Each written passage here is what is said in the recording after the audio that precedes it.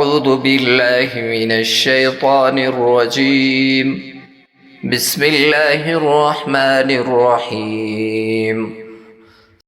ويعبدون من دون الله ما لا يملك لهم رزقا من السماوات والأرض شيئا ولا يستطيعون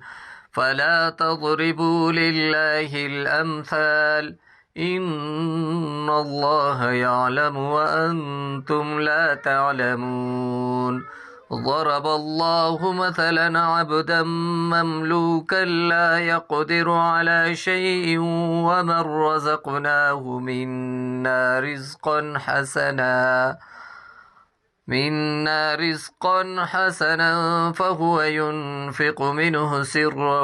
وجهرا هل يستوون الحمد لله بل أكثرهم لا يعلمون وضرب الله مثلا الرجلين أحدهما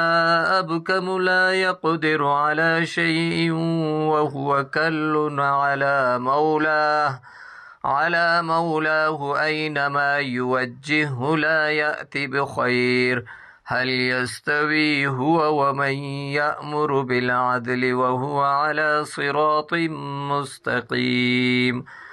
ولله غيب السماوات والأرض وما أمر الساعة إلا كلمح البصر أو هو أقرب إن الله على كل شيء قدير والله أخرجكم من بطون أمهاتكم لا تعلمون شيئا وجعل لكم السمع والأبصار والأفئدة لعلكم تشكرون ألم يروا إلى الطير مسخرات